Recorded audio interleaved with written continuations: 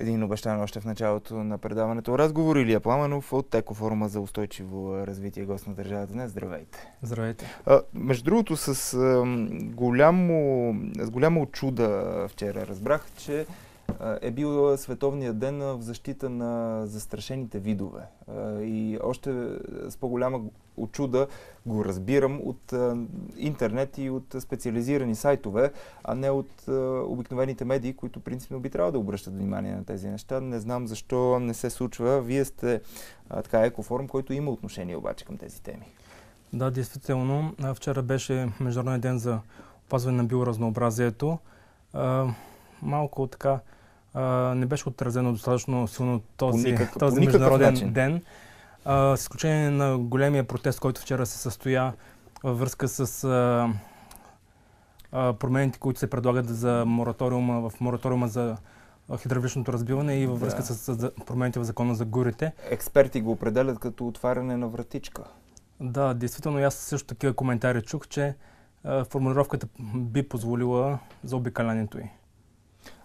Някои от дейностите, свързани с вашата организация, са всъщност... Вие, на първо място, много е важно да отбележим, че когато говорим за зелени организации, за зелени, както в случая вие сте го заглавили, екофоруми, в никакъв случай това не означава, че вие се противопоставяте на бизнеса и индустрията. Абсолютно сте прав, тъй като ние като дружение, което е още от 1986 година учредено, в никакъв случай не търсим конфликтност или едно самоцелно противопоставяне билото на бизнеса или на държавни институции. Ние се стремим тези закони, които се приемат, да бъдат в по-пълна степен съгласувани с интереса за опазване на околната среда.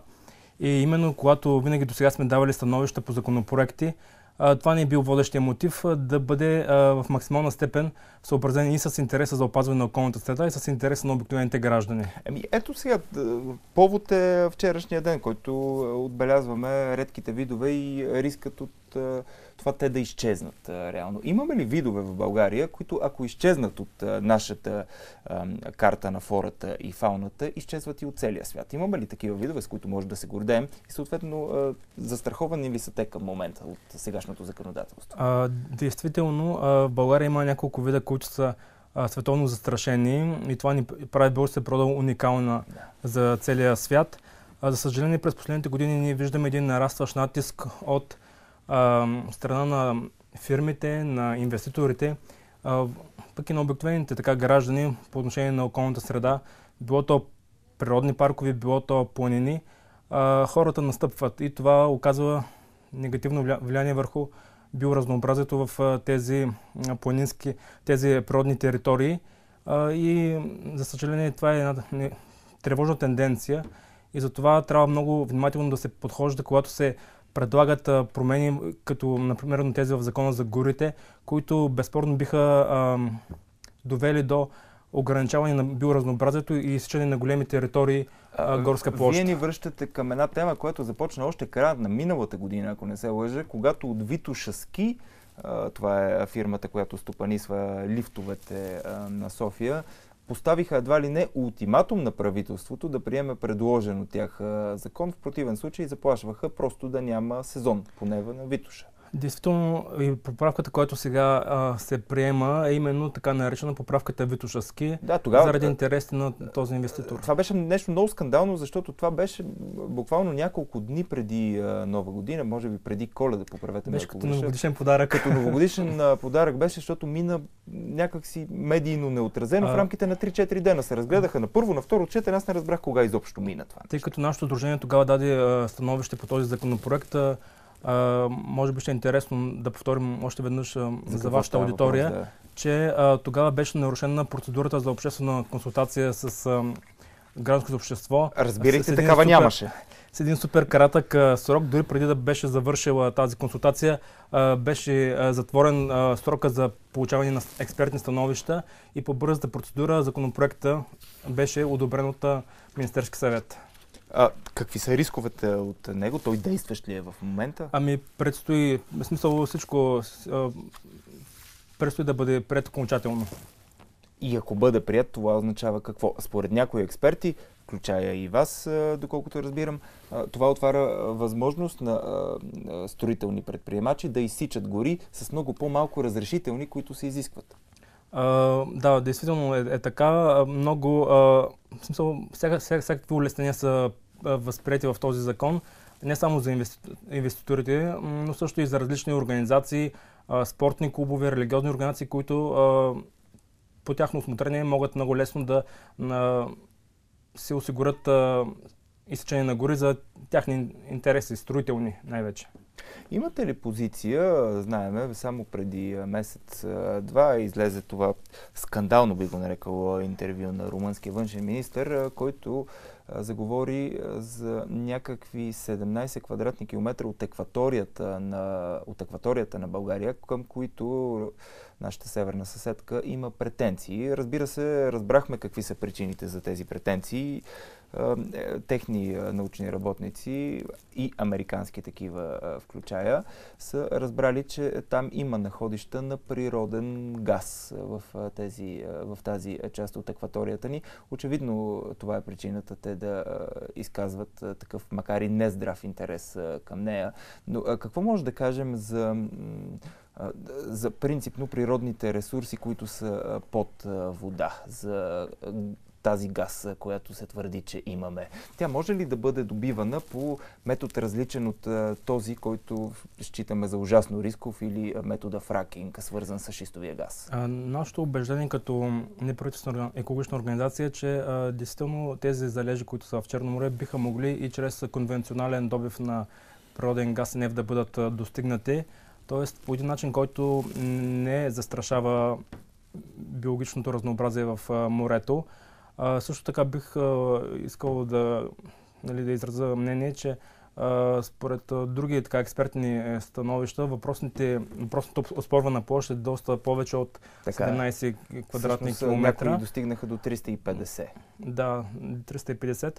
Значи ние подкрепяме това, което е български интерес, български ресурси, но трябва да кажем, че държавната администрация от времето от 1986 година, когато е влязла в сила Конвенцията за морското право, от тогава двете страни са си разрешили този дългогодишен проблем и ето идва момент, в който вече има и икономически интереси, откъде минава морската граница.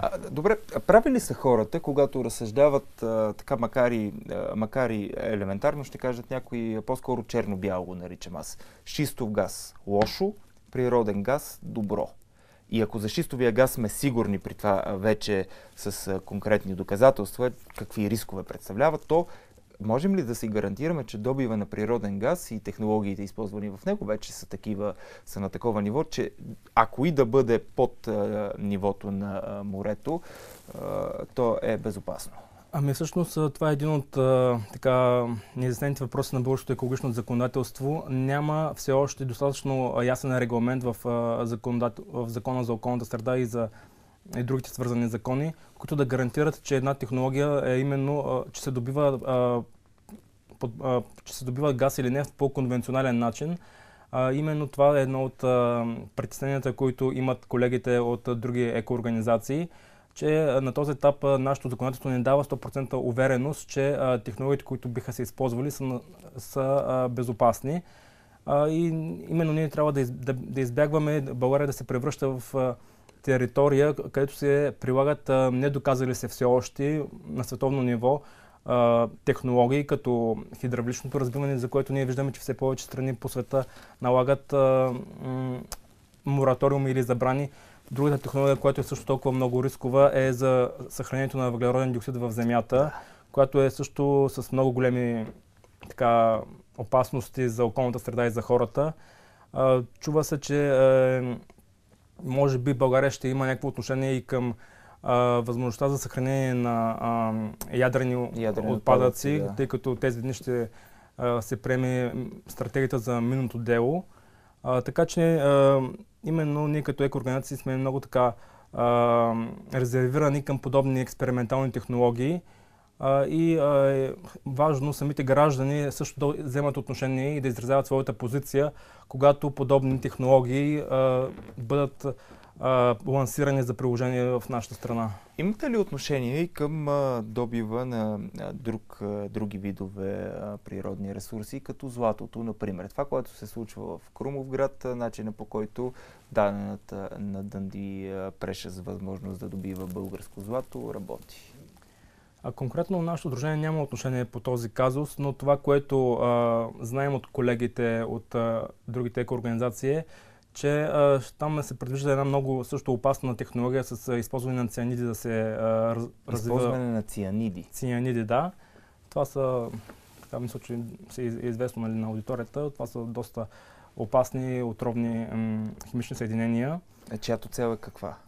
Улесняване на по-бързото отделяне на златото от рудата. Също така, другия въпрос е, че отново опираме до празнотите в българското законодателство, които не гарантират в пълна степен местните хора да дадат своето отношение към дадени технологии, които се планира да се разработват на тях. Да, има и такъв момент, че част от информацията е трудно достъпна или недостъпна. Ами как? Вие много добре знаете случаят с село Рогозино, в което местни жители алармираха, че нещо се случва. И това нещо се оказа нищо друго, а именно добив и проучване, за сега твърдят, за шистов газ. Тоест, под носовете ни правят нещо, което знаем, че не е редно, обаче не знаем какво е точно. И когато говорим за Крумовград и златодобива там, също друг голям проблем е, тъй като това са български находища, големият проблем е с ниските отчисления, които концесионерите дават на държавата и на местната общност, на общината, тъй като те са направо на смешни равнища.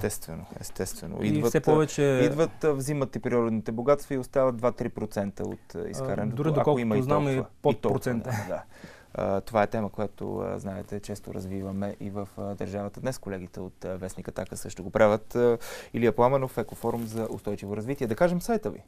Сайта ни е esd-bg.org. И на него хората могат да видят? Това, което правим нашата дейност, са акции, становища и други материали, свързани с нашата дейност. Илия Пламенов, благодаря ви още веднъж. И аз благодаря.